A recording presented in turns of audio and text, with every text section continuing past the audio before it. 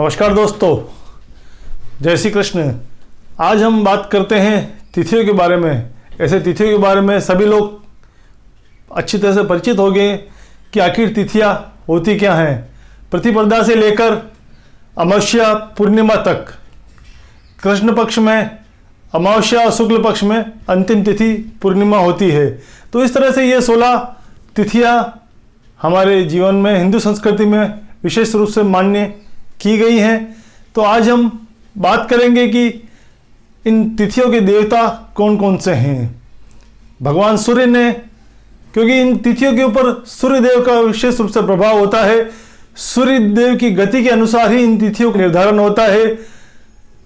और इन तिथियों पर जो नक्षत्र आते हैं, उन नक्षत्रों पर सूर्य देव का जो भ्रमण होता है, उन्हीं आधार पर इन तिथियों का निर्धारण होता है। तो आज हम इन्हीं तिथियों पर बात करते हैं। तो दोस्तों, हमारे साथ इस वीडियो में अंत तक बने रहिएगा ताकि आपको तिथियों के बारे में विशेष रूप से जानकारी प्राप्त हो सके। आखिर तिथियां होती हैं क्या हैं और उस दिन किस देवता की पूजा की जाती है। तो सूर्यदेव ने प्रत्येक तिथि पर अलग अलग देवताओं को दी है और उनको स्वामी बनाया है। सूर्यदेव ने प्रतिपदा को अग्निदेव को समर्पित की है। उस दिन अग्निदेव प्रतिपदा के स्वामी होते हैं। फिर हम बात करें द्वितीया की, द्वितीया ब्रह्मदेव को दी गई है। ब्रह्मा जी द्वितीय तिथि के स्वामी होते हैं। तृतीया, उस दिन वो तिथि कुबेर को दी गई है। कुबेर तृतीया के स्वामी होते हैं। फिर हम बात करें चतुर्दशी, चतुर्दशी श्री विनायक गणेश जी को दी गई है। विघ्नहर्ता गणेश जी चतुर्थी के तिथि के स्वामी होते हैं। तो पंचमी सर्पराज नागराज को दी गई है, इसीलिए नाग पंचमी का विशेष महत्व है। षष्ठी छठ जिसको कहते हैं, वो कार्तिक स्वामी को दी गई है। तो सप्तमी सूर्यदेव ने अपने पास रखी है। सूर्यदेव ने सप्तमी पर अपना अधिकार रखा है। तो सप्तमी के स्वामी भगवान सूर्यदेव स्वयं है, सूर्यनारायण स्वयं है। अष्टमी रुद्रों को दी गई है।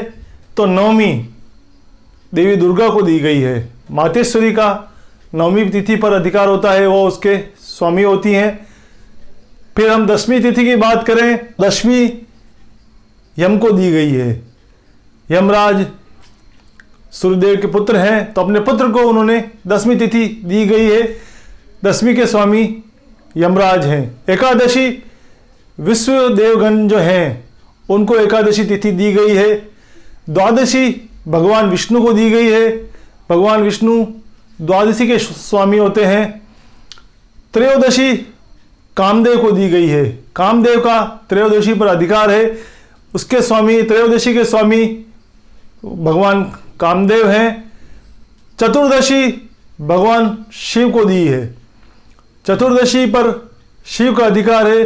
शिव उनके चतुर्दशी तिथि के स्वामी होते हैं। फिर बात करें हम पूर्णिमा, पूर्णिमा पर चंद्रदेव का अधिकार है। पूर्णिमा के स्वामी चंद्रदेव हैं। और अंत में अमावस्या, अमावस्या पितरों को दी गई है। पूर्वज जो हैं, पितृगण जो हैं, उनको भगवान सूर्यदेव ने अमावस्या दी है। तो इस तरह भगवान सूर्य ने प्रत्येक तिथि पर का विभाजन किया है और उनके स्वामी निर्धारित किए हैं। सूर्यदेव अपनी गति और चाल के आधार पर इन तिथियों का निर्धारण करते हैं।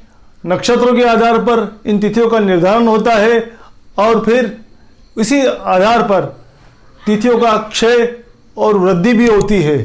तो ये सारा घटनाक्रम भगवान सूर्य अपने अधिकार में रखते हैं और तिथियों को वृद्धि और कमी करते हैं। तो दोस्तों, हमारे साथ इसी तरह बने रहिएगा। हम आपके साथ रोचक जानकारियों के साथ आपसे इसी तरह जुड़े रहेंगे।